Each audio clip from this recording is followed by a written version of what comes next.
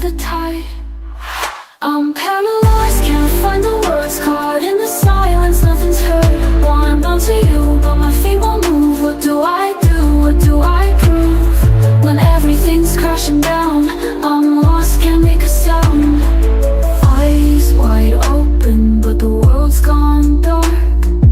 Every thought's a shadow, every word's a spark. I'm trying not to be strong, but I'm breaking inside. Can't fix what's broken, can't turn back the tide. I'm paralyzed, can't find the words, caught in the silence, nothing's heard. Wanna bounce to you, but my feet won't move. What do I do? What do I prove? When everything's crashing down, I'm lost, can't make a sound.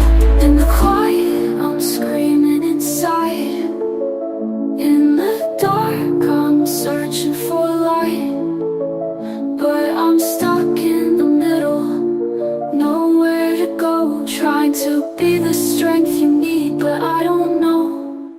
Del Omnipotente. En otras palabras, si usted está bajo el cuidado de Dios y bajo su protección, ahí es donde usted se quedará. Diré al Señor, mi refugio y mi fortaleza, mi Dios en quien confío, porque Él es quien te libra del lazo del que te atrapa y de la pestilencia mortal. Él te cubrirá y bajo sus alas buscarás refugio. Su fidelidad es escudo. No temerás del terror de noche, ni de la flecha que vuela de día, o de la pestilencia que estás echando en la oscuridad, o de la destrucción que está ahí en la tarde. 1000 pueden caer a tu lado y 10,000 a tu diestra, pero no te llegará. Esta es la protección tremenda que Dios provee. El Altísimo, versículo 9, dice, es tu lugar de morada, el Señor es tu refugio.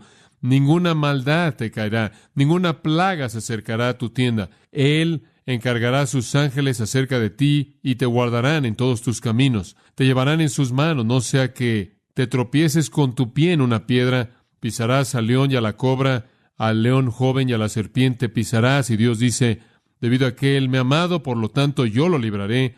Lo pondré en seguridad en lo alto porque Él ha conocido mi nombre. El Salmo 91 es un gran salmo de la seguridad del creyente. Nuestra seguridad entonces está fundada en el plan de Dios, en la promesa de Dios y de manera notable en el poder de Dios. Números 14:9 dice, Jehová está con nosotros, no los temáis, citando a Josué y a Caleb. Deuteronomio 33:29, bienaventurados son, oh Israel, ¿quién es como vosotros, oh pueblo salvado por el Señor? El escudo de vuestra ayuda, ¿quién es la espada de su excelencia? Así como de la misma manera Dios estuvo al lado de su pueblo Israel, Dios está al lado para defender a su iglesia. Y Pablo hace una afirmación grande y gloriosa en el versículo 31. Si Dios es por nosotros, ¿quién contra nosotros? Lo cual significa, ¿quién puede tener éxito en estar contra nosotros? Nadie puede quitar nuestro estatus de no condenación. Ahora alguien podrá sugerir que hay algunas personas que podrán cambiar eso. ¿Dios? No, versículo 31 dice, Dios es por nosotros. Y el versículo 32, el que no escatimó a su propio Hijo, Dios, quien entregó a su Hijo, sino que lo entregó por todos nosotros, ¿cómo no nos dará también con Él, esto es, junto con darnos a su Hijo, cómo no nos dará todas las cosas? En otras palabras, si Él nos dio el regalo más grande para salvarnos, Él nos va a dar el regalo más pequeño para guardarnos. Como dijimos, ese es el argumento de lo mayor a lo menor. Y entonces Dios, quien ha predeterminado amarnos, quien nos ha concedido la salvación mediante el sacrificio de su Hijo, quien fue su regalo más grande, hará lo que se tenga que hacer ahora que le pertenecemos a Él para aferrarse a nosotros. Y alguien podría sugerir, bueno, quizás Satanás podría hacernos perder la salvación. Quizás Satanás puede hacer que Dios nos suelte. Versículo 33, ¿quién acusará a los escogidos de Dios? Respuesta, Satanás los va a acusar. Él es el acusador de los hermanos, pero no de manera exitosa porque Dios es el que justifica. Versículo 34, Satanás puede ser el que condene, pero Cristo Jesús es el que murió, el que también resucitó, el que está a la diestra de Dios, quien también intercede por nosotros. Y entonces, como Isaías dijo en esas maravillosas palabras, Él está cerca, el que me justifica, ¿quién contenderá conmigo? Eso es Isaías 50, versículo 8. ¿Quién es mi adversario? Dice Isaías en el versículo 9. Acérquese a mí, he aquí, Jehová Dios me ayudará. ¿Quién es el que me condenará? Pablo pudo haber tenido ese pasaje en mente de Isaías 50 cuando él escribió esto. Somos los elegidos de Dios. Dios nos ha justificado, nos ha hecho justos. Él no nos va a dejar. Entonces Dios no puede dejarnos por su propia iniciativa, porque Él ha predeterminado que seamos de Él para siempre y Él está a nuestro favor. Satanás, de alguna manera, no puede, por así decirlo, arrebatarnos de las manos de Dios, porque Dios no va a dejar que eso pase. Él nos ha dado el regalo más grande. Él hará la obra menor de aferrarse a nosotros. Cristo tampoco nos va a dejar. Él ya murió por nosotros, resucitó por nosotros, y ahora está a la diestra de Dios intercediendo por nosotros. Y dijimos todo eso en nuestro último estudio. Entonces no es posible que podamos ser sacados de la mano de Dios. No hay una persona o personas que puedan hacer que perdamos nuestra salvación. Después llegamos al versículo 35 y llegamos al asunto de las circunstancias. Si las personas no pueden hacer que perdamos la salvación, si no podemos hacerlo nosotros, si otras personas no lo pueden hacer, como vimos, si Dios no nos va a dejar, si Satanás no puede hacer que suceda, si Cristo no lo puede hacer porque Él vive para siempre para interceder por nosotros, ¿es posible que algunas circunstancias lo puedan hacer? En otras palabras, alguna circunstancia que nos pueda afectar a tal grado como para destruir nuestra salvación. ¿Qué tal si bajo la presión de la tentación vamos a caer y rechazar a Cristo?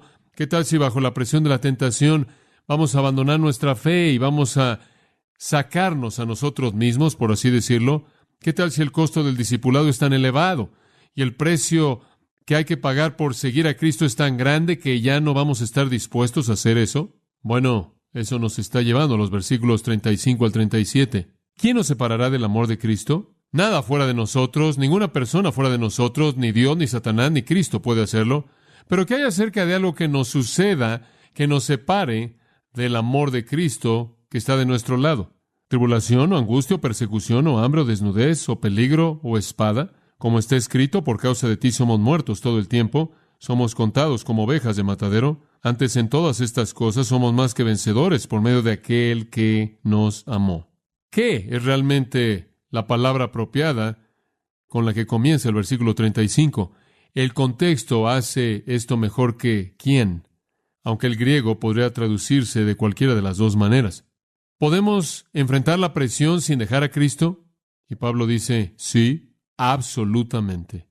No hay nada que nos pueda separar del amor de Cristo. Y aunque eso implica nuestro amor hacia Él, de manera más notable habla de su amor hacia nosotros. Versículo 37, el que nos amó. Versículo 39, el amor de Dios, lo cual obviamente en ese contexto Él tiene por nosotros. Entonces, esos versículos nos llevarían a creer que el asunto primordial aquí es su amor hacia nosotros, aunque ciertamente trae en mente nuestro amor hacia Él. ¿Hay algo que pueda hacer que perdamos nuestro amor hacia Él y por lo tanto que Él deje de amarnos a nosotros?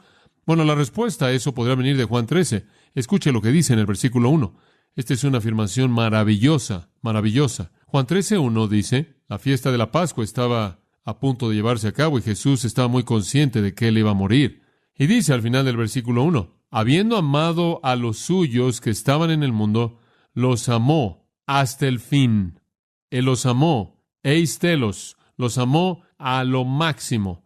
Eso es lo que significa. Los amó de manera suprema, los amó perfectamente, los amó completamente, los amó de manera definitiva. Y lo que eso está diciendo es que Dios ama a los suyos que están en el mundo, escucha esto, al nivel completo de su capacidad de amar. Eso es algo sorprendente. Él ama a los suyos en el mundo al máximo, a la totalidad de la capacidad que Él tiene para amar. Y podré añadir que eso no tiene nada que ver con el hecho de que seamos dignos de ser amados, porque difícilmente hubo un momento en el que los discípulos eran menos dignos de ser amados que en el momento mismo de Juan 13. Estaban en el aposento alto. Fue la noche en la que Judas iba a traicionar a Jesús. Estaban disfrutando de la última cena, la comida de la Pascua. Judas estaba a punto de ser despedido de la reunión y él inmediatamente saldría para vender a Jesús, quien entonces al día siguiente sería llevado cautivo y crucificado. Los discípulos no solo no estaban interesados en lo que estaba pasando con respecto a Jesús, y estaban más preocupados acerca de sí mismos, sino que de hecho estaban demostrando su carnalidad al estar en medio de un debate acerca de cuál de ellos sería el mayor en el reino, lo cual parecía haber sido un tema constante para ellos. Y ahora aquí están de nuevo, de acuerdo con pasajes comparativos. Sabemos que ese es el caso. Jesús les había dicho que iba a morir. Él les había dicho lo que estaba por venir. Literalmente no le hicieron caso, fueron indiferentes a todo ese escenario. ese acontecimiento horrible de llevar el pecado increíble que él estaba esperando, nunca cautivó la compasión de ellos en absoluto, en absoluto. En lugar de eso, estaban discutiendo acerca de quién sería el mayor en el reino. Realmente no eran nada dignos de amor en ese momento. Y no es maravilloso que el texto de las Escrituras escoge en ese momento mismo decirnos que Jesús los amó hasta lo máximo, y la médula es que su amor hacia nosotros es un amor eterno establecido sobre nosotros, nunca debido a algo digno en nosotros, ni nada que hemos alcanzado, y como consecuencia no fue ganado por nosotros, ni puede ser perdido por nosotros. Él amó a los suyos que estaban en el mundo hasta el máximo. Y después Él pasa a decirle a usted algo más acerca de estos creyentes típicos. Estaban ya sentados en la cena y ya comiendo, y nadie había lavado los pies. Ahora ese no es un asunto serio en su casa, porque usted cubre sus pies todo el día.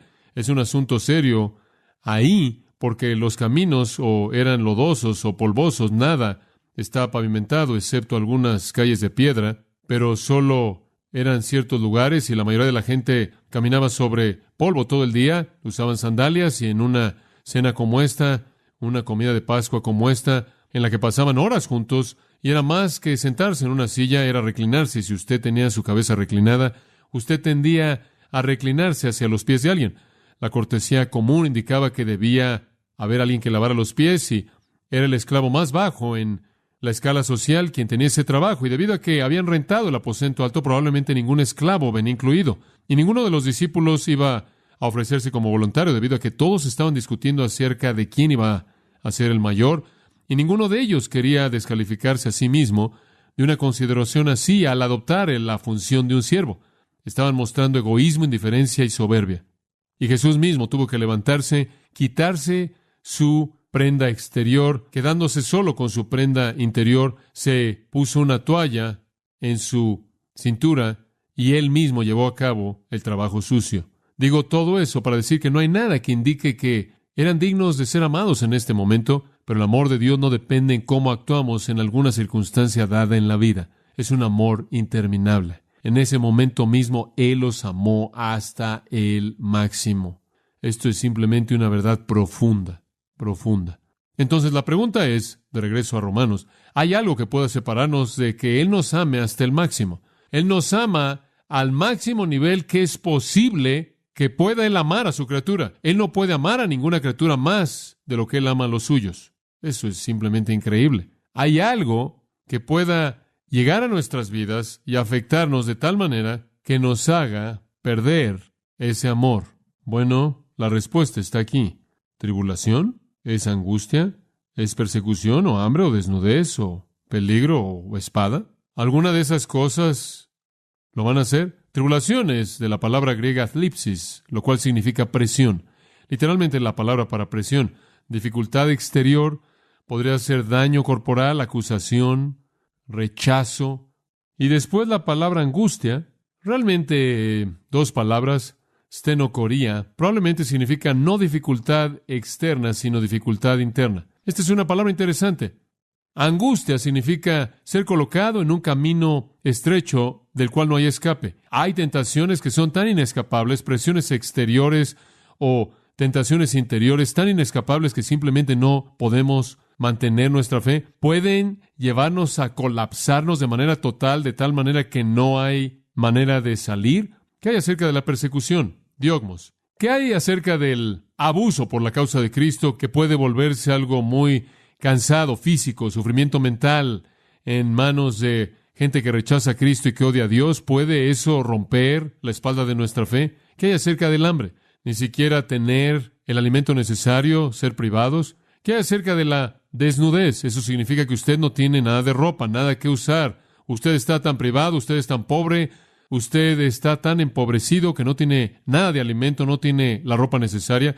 ¿Qué hay acerca de peligro? Eso significa simplemente quedar expuesto al peligro que usted no puede identificar. Temor es lo que está involucrado aquí, el temor del desastre potencial inminente. ¿Qué hay acerca de Macaira, la espada? ¿De qué está hablando eso? La ejecución. ¿Qué hay acerca de todo eso? ¿Puede eso hacerlo? ¿Es ese un catálogo lo suficientemente poderoso de circunstancias que pueden llegar a destruir la fe verdadera? Bueno, sabemos una cosa, van a destruir la fe ilegítima superficial, ¿no es cierto? Porque en la parábola que Jesús contó de la tierra y las semillas, Él habló de la semilla que cayó en tierra pedregosa y germinó por un poco de tiempo, pero tan pronto como hubo persecución murió y nunca dio nada de fruto.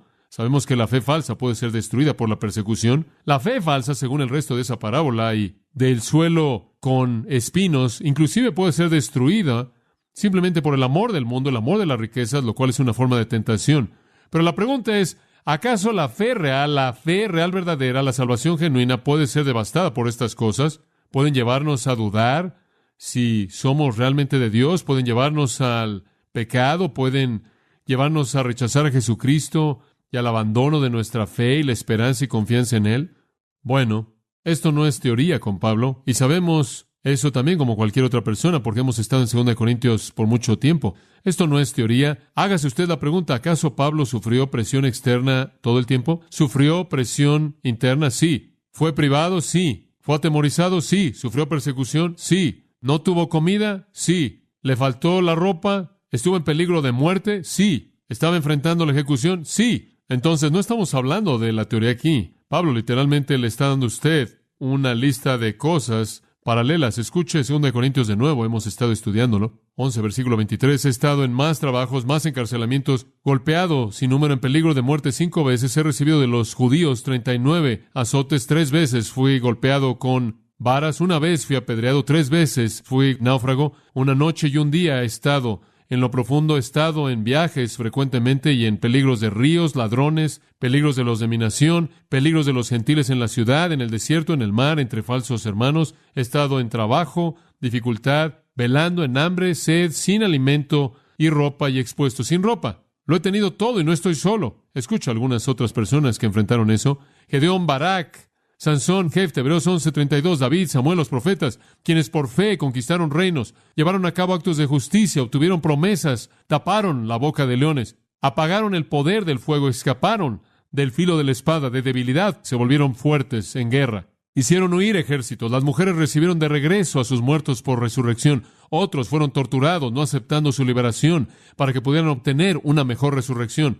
Otros experimentaron burla, azotes, cadenas, encarcelamientos, fueron apedreados, fueron cortados a la mitad, tentados, fueron matados con espada, estuvieron en pieles de ovejas, de cabras, privados, afligidos, maltratados, andando de aquí para allá en desiertos y montes, y cuevas y agujeros en el suelo. No solo Pablo, sino muchas otras personas, grandes héroes de la fe, han soportado este tipo de cosas. ¿Acaso eso rompe el vínculo del amor de Cristo por los suyos? Cuando luchamos con ese tipo de cosas, ¿acaso Él deja de amarnos? No. De hecho, el versículo 36 dice, ¿lo esperamos? Esto debe venir, así como está escrito. Digo, Jesús lo dijo, ¿no es cierto? En este mundo tendréis ¿qué? Aflicción. En Juan 16, Él dice, van a llevar los prisioneros, los van a llevar ante concilios, les van a quitar la vida. Esto es lo que dice, y Pablo cita del Salmo 44:22.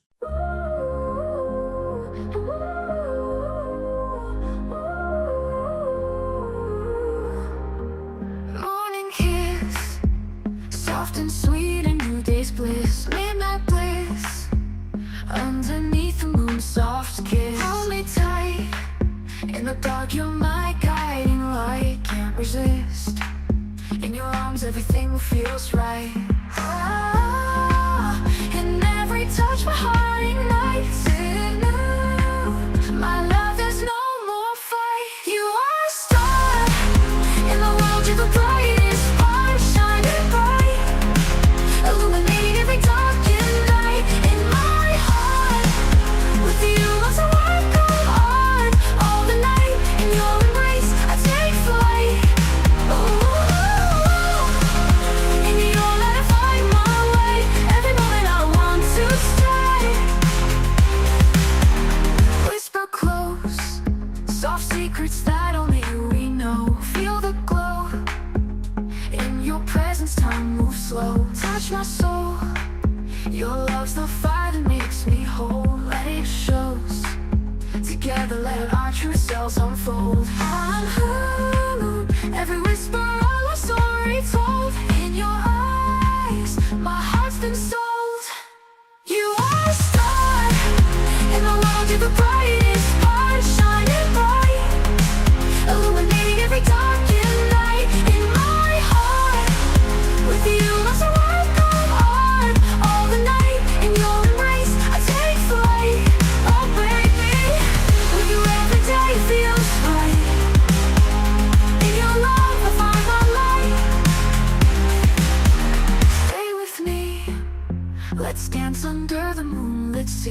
just be free. In your arms I find my plea. In your light I find strength, I find my might. I believe in this love we're meant to be. Ooh, in your light my dreams take flight. With you everything feels right. You are a star in my world, you're the brightest part, shining bright, illuminating every darkened night. In my heart, with you lost I won't go on. All the night, in your embrace I take flight. On now, together we shine so bright. In your love my heart's alight.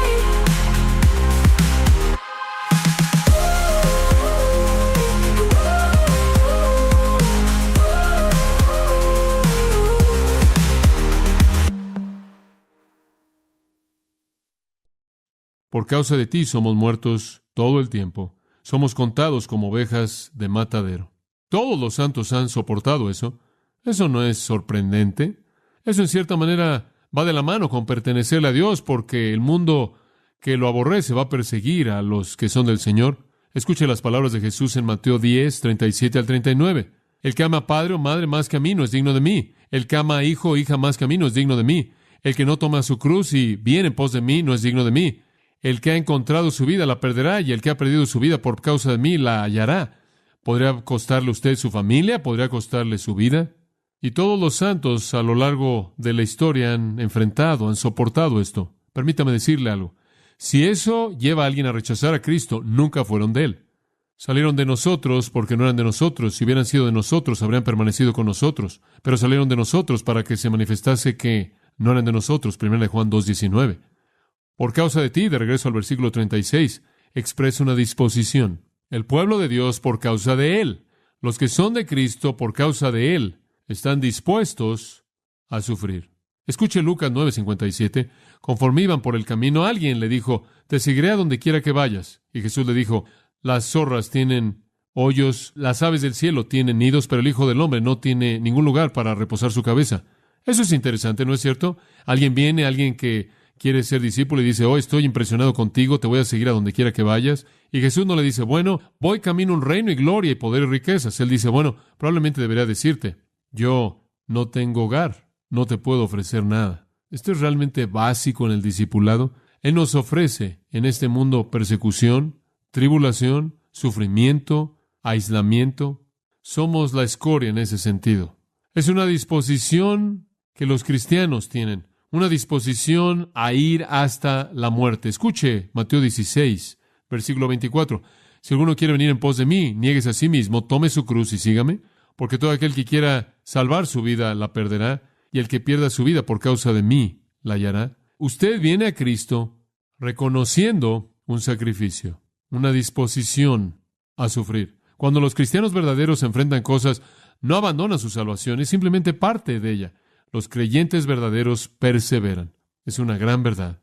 Y Pablo dice eso. Mire, observa el versículo 37. No, dice él, en todas estas cosas somos más que ¿qué? Vencedores, por medio de aquel que nos amó. En todas nuestras pruebas, en todas las persecuciones, en todas nuestras tentaciones, tribulación, aflicción, persecución, hambre, desnudez, peligro, espada, en todo eso no simplemente apenas podemos superarlo.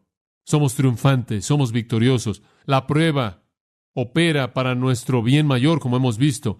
Ese tipo de pruebas en nuestras vidas nos hacen humildes, nos acercan a Dios, nos exponen a mayor gracia, rompen nuestra confianza en nosotros mismos y nos hacen poderosos, nos capacitan para fortalecer a otros. Entonces Él dice, conquistamos de manera abrumadora, no en nuestra propia fuerza, sino por medio de aquel que nos amó. Como puede ver, cuando estamos atravesando por todo eso, Él nunca nos deja. Él nos ama en medio de eso y se aferra a eso. Es un vínculo inquebrantable. Pablo escribió esto durante un invierno en Corinto. Y ni Pablo, creo, ni los romanos podían saber cuán corto sería el tiempo que pasaría para que tuvieran la necesidad de esta verdad tan consoladora. Pablo mismo sería matado por una espada romana, y sus lectores eran hombres y mujeres cuya sangre mojaría las arenas de los grandes anfiteatros romanos, bajo la persecución romana masiva. Pero la honra de Cristo estaba segura al guardarlos a ellos, porque ellos estaban seguros en el amor de Él, y Él nunca los dejaría. Y Él les daría la fortaleza para soportar y para perseverar, y Él les daría la fe para ser sostenidos en medio de lo que viniera, y un amor inmortal hacia Él.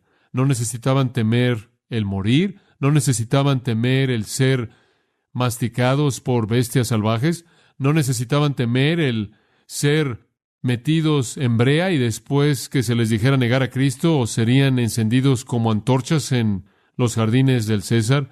No necesitaban temer la pelea con gladiadores, no necesitaban temer el pelear con bestias y no necesitaban temer el conflicto con los demonios del infierno. Estaban seguros en el amor inmortal de Cristo. Aquellos que abandonaban su fe nunca le pertenecieron a Él, nunca. Su amor es un amor eterno. Él ama al máximo y no hay nada, absolutamente nada que pueda separarlos de ese amor.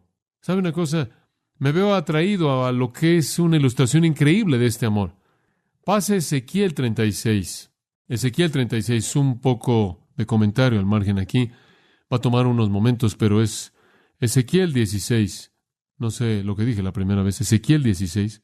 Y esto ilustra el amor inquebrantable que Dios tiene.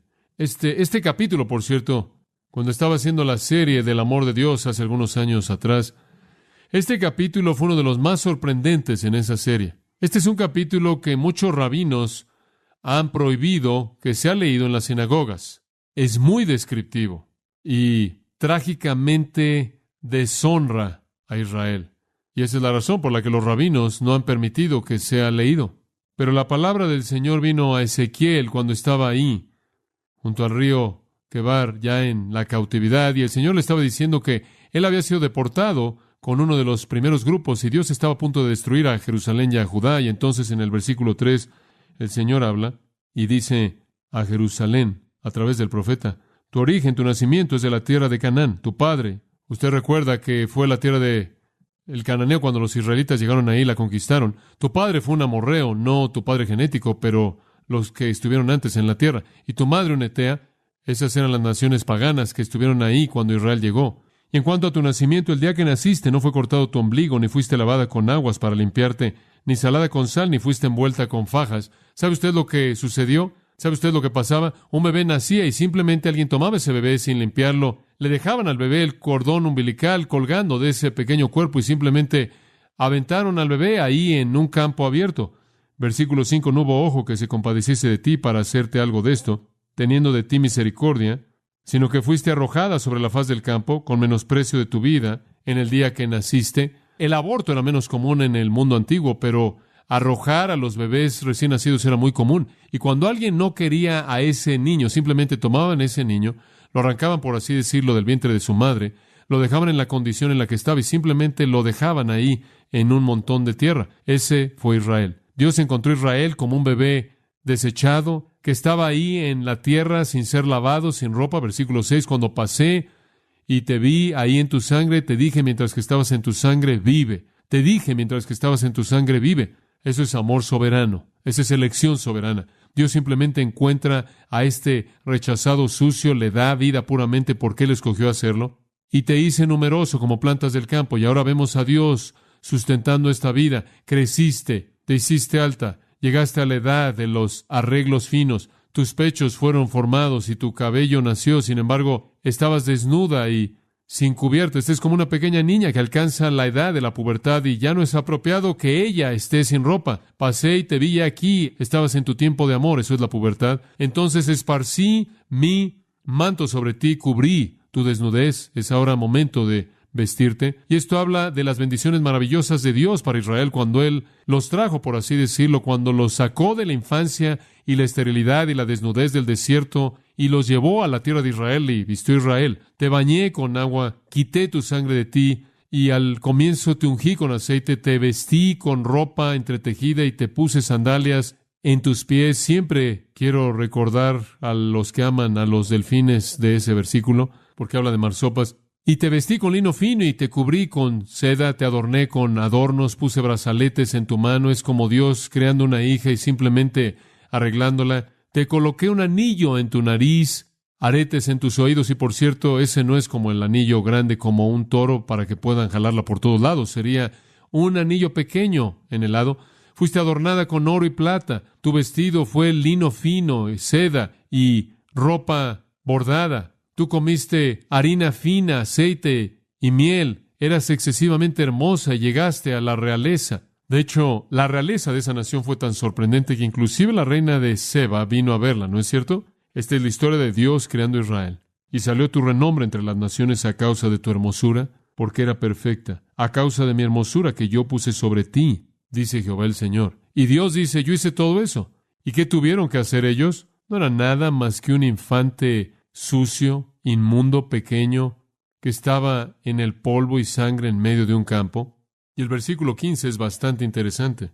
Pero confiaste en tu hermosura y te prostituiste a causa de tu renombre. Y derramaste tus fornicaciones a cuantos pasaron, suya eras. El versículo 15 dice, derramaste tu ramería en toda persona que pasaba y que estaba dispuesta. Eran tan viles, ni siquiera les importaba con quién cometían adulterio. Esto fue idolatría, por cierto. Esto era como una esposa a quien un marido le había dado todo lo que le podía dar una esposa, que salió como prostituta y no le importaba nada con quién se involucraba. Y jugaste a la ramera y tomaste todo lo que te di y lo convertiste en adoración de ídolos, formas de adoración de ídolos. Ofreciste incienso y aceite a los dioses falsos. Y él procede a describir esto, versículo 21. Mataste a mis hijos. Ellos de hecho ofrecieron a sus bebés en el fuego al dios Moloch. Esto simplemente es una historia increíble. Inclusive después de todo eso, versículo 28, no estuviste satisfecha, entonces jugaste a la ramera con ellos y aún así no quedaste satisfecha. Tenías tal lujuria y tal pasión por la maldad que ni siquiera podías quedar satisfecha. No importa lo que hacías, no podías ser satisfecha. Y bueno, él sigue por todo el capítulo, es el capítulo más largo en Ezequiel, no voy a seguir y cubrirlo todo. Ahí en el versículo 46 él dice, fuiste peor que Samaria, peor que Sodoma. Ahora escuchen eso, muy importante. Fuiste peor que tu hermana del norte, Samaria, y fuiste peor que Sodoma. Y créanme, Samaria fue miserable y Sodoma fue más miserable. Dios destruyó a Sodoma con fuego y azufre, ¿no es cierto? Y al final del versículo 47 actuaste de manera más corrupta en toda tu conducta que ellos. Fuiste peor que Samaria y peor que Sodoma. Vaya al versículo 60. No obstante, usted debería subrayar esa palabra. Antes, yo tendré memoria de mi pacto que concerté contigo en los días de tu juventud y estableceré contigo un pacto sempiterno. ¿No es eso increíble? A pesar de todo eso, mi amor hacia ti es inquebrantable. Versículo 62. Sino por mi pacto que yo confirmaré contigo y sabrás que soy Jehová. Para que te acuerdes y te avergüences y nunca más abras la boca a causa de tu vergüenza cuando yo perdone todo lo que hiciste. Permítame decirle algo. Hay un principio aquí. Israel es distinta como nación de nosotros, como individuos, pero el principio es el mismo. Cuando Dios establece su amor sobre alguien, nada lo rompe. No estoy diciendo que nunca vamos a caer en tentación. No estoy diciendo que no vamos a pecar. No estoy diciendo que cuando viene la persecución no tememos esas cosas. No estoy diciendo que jamás vamos a cuestionar a Dios por esas cosas. Pero Dios nos ama al máximo con un amor inquebrantable a través del cual Él va a proveer para nosotros perdón. Y para nosotros en el nuevo pacto, 1 Corintios 10:13, ninguna tentación jamás nos va a sobrevenir que no sea humana. Y Dios es fiel, quien también dará ¿qué? Una salida para que podamos soportarla. Cuando Dios establece su amor sobre alguien es permanente. A pesar de todos sus fracasos, es permanente. Israel, dice él, algún día recordará y se avergonzará.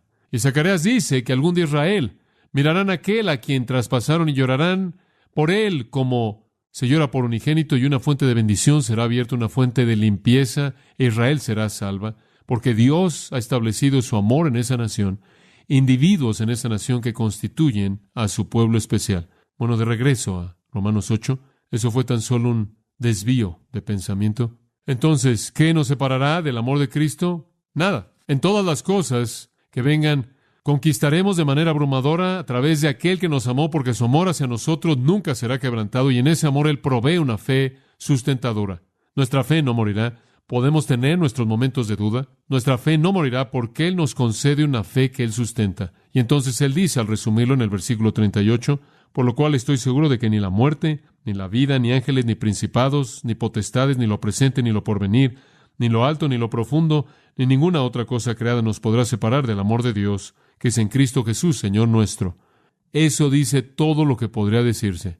Estoy seguro, esta es una declaración de confianza de un hombre inspirado por el Espíritu Santo. He llegado a una conclusión firme y les estoy diciendo esto, que ni siquiera la muerte, el gran enemigo, ni siquiera la muerte puede separarnos, ni siquiera las puertas del Hades, las cuales Satanás quiere usar en contra de nosotros. Hebreos 2 dice que es el arma que él usa. Para nosotros, estimada es a los ojos de Jehová la muerte de sus santos. La muerte no nos puede separar del amor de Cristo. De hecho, la muerte simplemente nos lleva a Él, ¿no es cierto? Bueno, ¿qué hay acerca de la vida? La vida con todos sus peligros, la vida con todas sus dificultades, la vida con todas sus tentaciones, la vida con todos sus problemas. ¿Qué está diciendo él aquí? Que no hay estado de estar aquí o ahí, vivos o muertos. No hay estado de ser en el que podamos ser separados del amor de Cristo. Escuche, 1 Corintios 3, versículo 21. Todo pertenece a vosotros, sea Pablo, Apolos, o Cefas, o el mundo, la vida o la muerte, o cosas presentes o cosas venideras. Todo pertenece a vosotros, y vosotros pertenecen a Cristo, y Cristo pertenece a Dios. No hay esfera en la que usted pueda existir, no hay estado de ser en el que usted pueda existir que pueda estar afuera del amor eterno de Cristo. Tampoco hay personalidades que puedan separarlo a usted.